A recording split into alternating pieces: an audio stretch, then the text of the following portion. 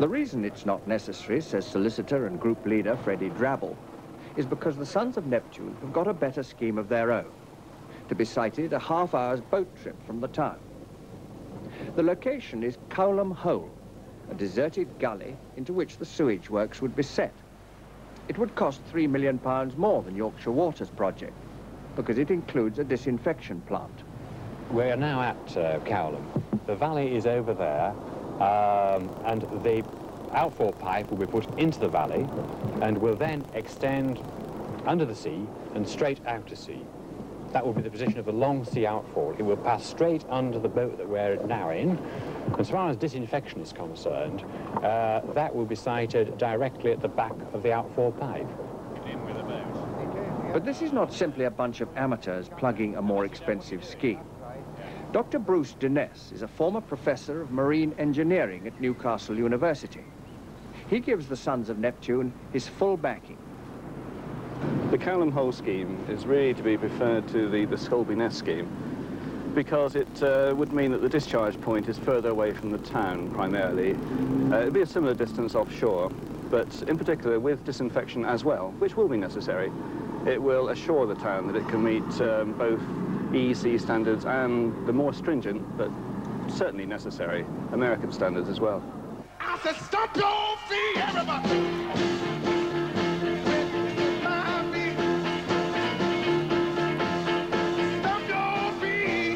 To be an Irish chiropodist in Scarborough, who is also Little Richard's official biographer, suggests a man a little larger than life. And Charles White is certainly that.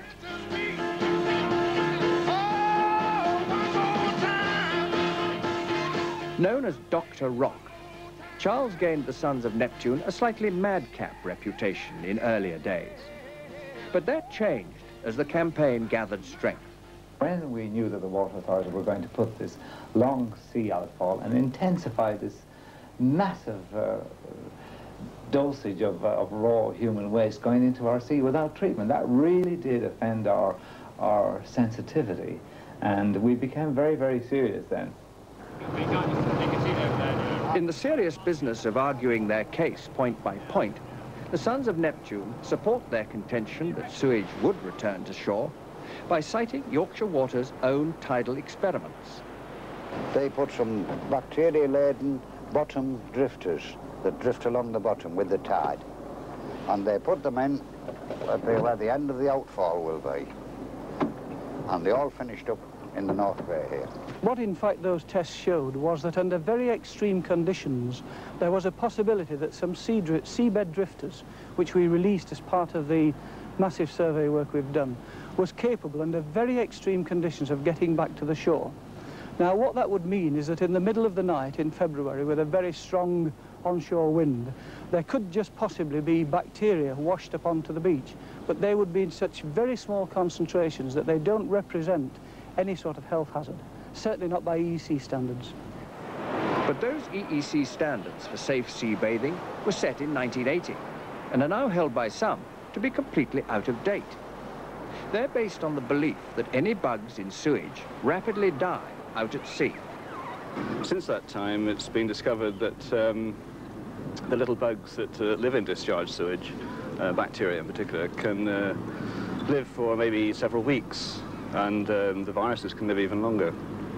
So now there's a real possibility that these little chaps will end up on the seashore comatose because they don't like living in the sea, but nevertheless quite virulent enough to cause infection in a susceptible person, a swimmer if he ingests it, or a child maybe.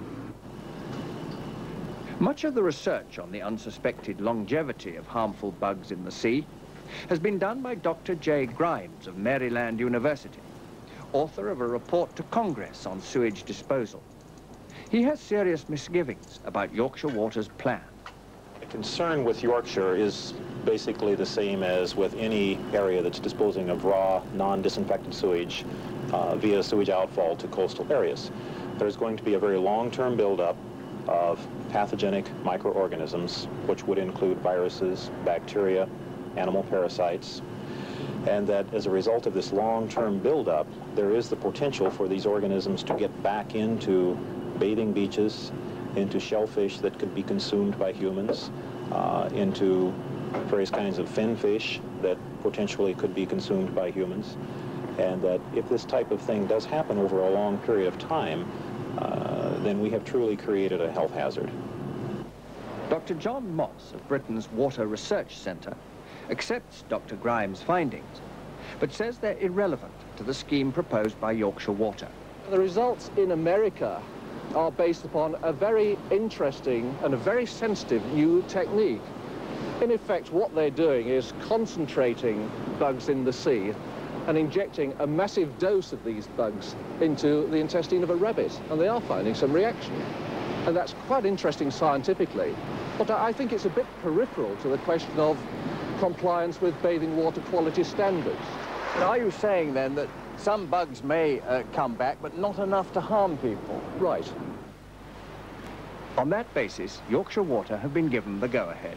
And this takes us into a different level of campaign now. That's right, yeah. Altogether. But the Sons of Neptune